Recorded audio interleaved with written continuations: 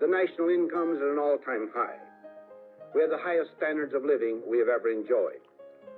The products of our great industrial plant are more widely distributed and the profits from it. More people are working. In early 1956, Chrysler's new cars were growing fins like jet fighters ready to soar. But it was the New York art market that was truly taking off. When artist Willem de Kooning's show of heroic abstractions opened at the Sydney Janis Gallery in April, it quickly sold out, with the Metropolitan Museum snapping up his 8-foot-tall Easter Monday for its permanent collection. After Jackson Pollock died in a car crash a few months later, de Kooning took his place as America's most famous abstract expressionist. In the San Francisco Bay Area, which had superb museums and thriving art schools but few commercial galleries, most artists taught to pay their bills. So it made headlines in June when two Bay Area painters, David Park and Richard Diebenkorn, sold 11 paintings to a single collector. That collector, Walter P. Chrysler Jr., was the wealthy heir to an automotive fortune and a voracious art collector. A closeted gay man married to a former ballerina, Chrysler and his wife Jean owned a 2-story New York apartment and a palatial Virginia estate crammed with works by Picasso, Matisse, Rodin, and others. Much of their 3,000-piece collection, which included European old masters, was normally kept in storage. When the Chryslers visited San Francisco, a traveling show of their collection was on view at the Palace of the Legion of Honor. A week after the show opened, Chrysler and his Dartmouth classmate Thomas Colt, the director of the Portland Art Museum, visited Park and Diebenkorn at their studios. Although 2 of the Diebenkorn paintings Chrysler chose were abstract, 3 others were in a more recent figurative style. And all 6 David Park paintings he chose, including Nudes in the Surf, which appeared with a photo of the artist in the article announcing the sale, were figurative.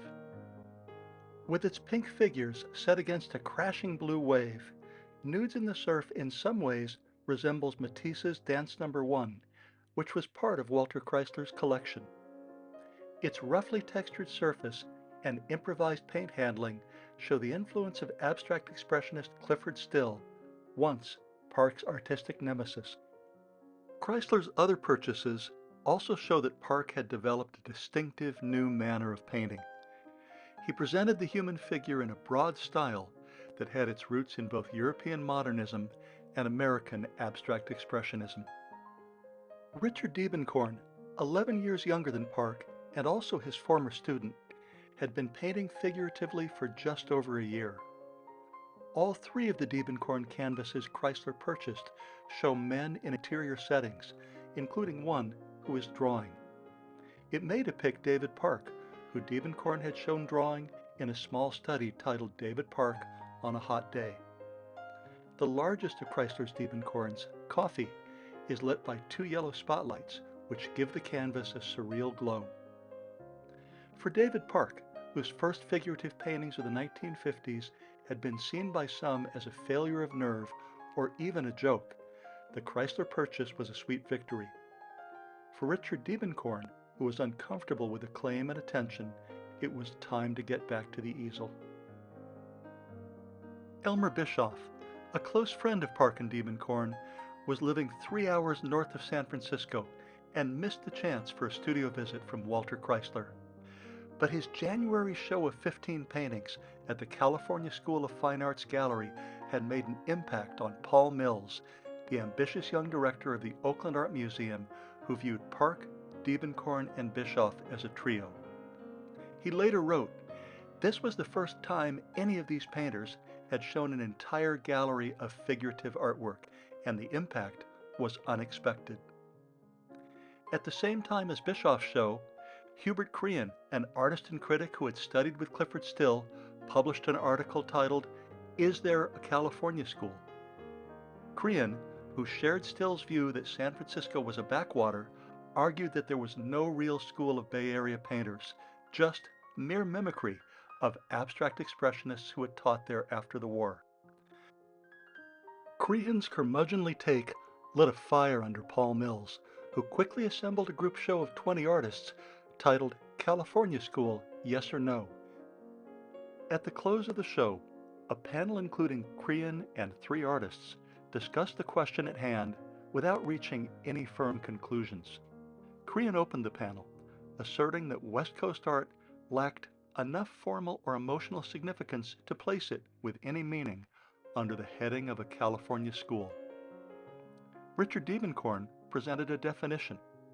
A school implies a certain agreement in principle and ideas, a certain rapport among painters in the same area. Hasselschmidt offered context, explaining that the San Franciscan worries little about prospective buyers, hence his works are more naive and freer in concept. David Park, disparaging the idea of a school, warned that if a school lasts too long, it becomes an academy. The panel, which attracted 125 people, showed Paul Mills that San Francisco's art community was anxious to find the right words to tell the greater art world just who it was. In September of 1956, Elmer Bischoff returned to San Francisco to teach graduate students at the California School of Fine Arts and opened a studio at the Montgomery Block.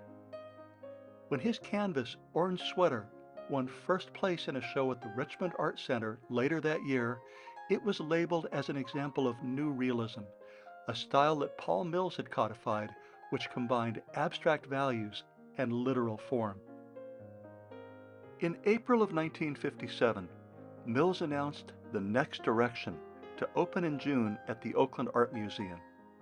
Mills stated that the show, which promised to attract national attention, would present paintings that include the spirit as well as the form in the world around us.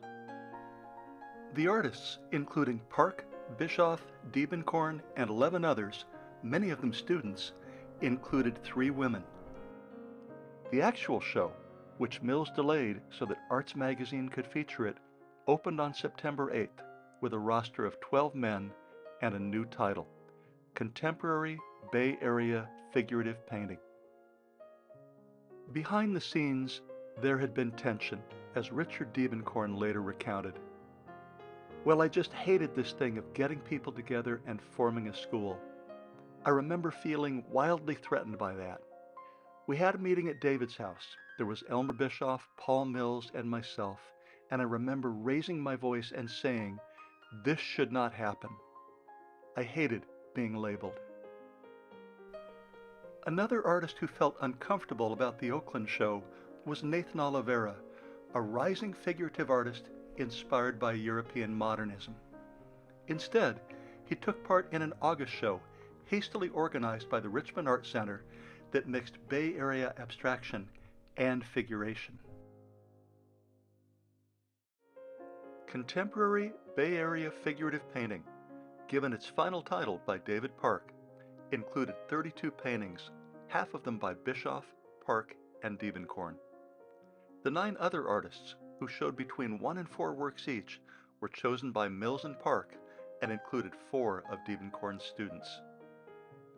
Elmer Bischoff, whose work appeared on the cover of the catalog, showed 6 paintings, more than any other artist.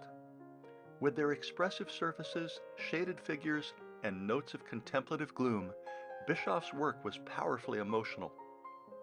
What matters most, he had written the year before, is the power of a painting to pierce through all generalities to some particular poignancy of feeling. David Park's large canvas, Interior, showed a Bischoff-like artist drawing while a figure modeled on Lydia Park reclines on a striped comforter. Park's 5 canvases, including a large composition of figures in a landscape, were bold and confident. In the text of the catalog, he is quoted as saying, "Art ought to be a troublesome thing, and one of my reasons for painting representationally is that this makes for much more troublesome pictures."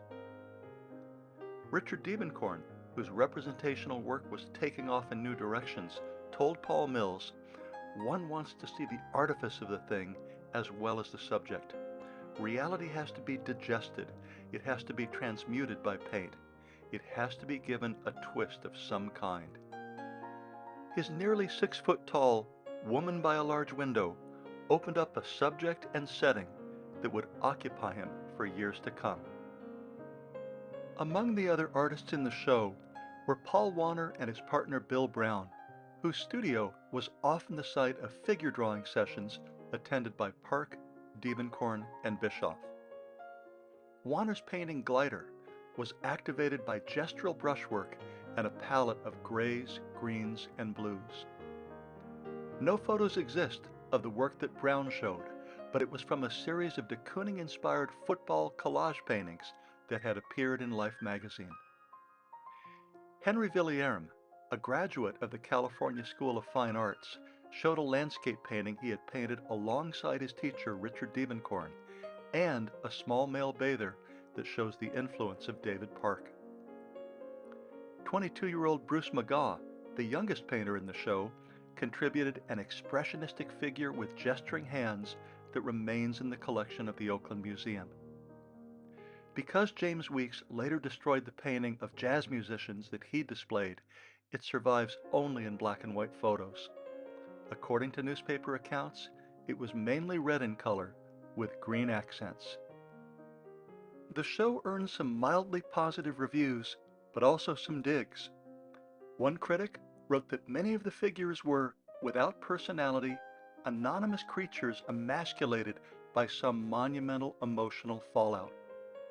It was a popular show, but not nearly as popular as the Elvis Presley concert that took place in the Municipal Auditorium downstairs 2 weeks after the exhibition traveled to Los Angeles. In Ohio and Colorado, where Park and Diebenkorn paintings from the Chrysler collection had been added, the press was positive. When actor Vincent Price, an early Diebenkorn collector, visited the show at the Dayton Art Institute, he told a local reporter, "If you want to get rich, buy American art." In the wake of the show, Diebenkorn, Bischoff, and Park each found their reputations and their bank accounts greatly enhanced. In March of 1958, Richard Diebenkorn's New York show at the Poindexter Gallery was a huge success, with 20 paintings sold at prices between $300 and $1,800. In February of 1959, Elmer Bischoff was awarded a $10,000 Ford Foundation grant, an amount that equaled 2 years of his teaching salary. Before his untimely death in 1960, David Park was given a solo show at the DeYoung Museum, a show in New York at the Stapleton Gallery, and a promotion to full professorship at UC Berkeley. Today, in 2025, there is a Wikipedia page for the Bay Area Figurative Movement that lists the names of 23 artists grouped into 3 generations, including many that simply should not be there. Clearly, art dealers, eBay sellers, and Wikipedia editors feel that connecting an artist with Bay Area figuration will enhance their reputation and their prices. This problem would not surprise the originators of the 1957 show. As Elmer Bischoff once told an interviewer, "I thought the Bay Area figurative style, was imposed from the outside.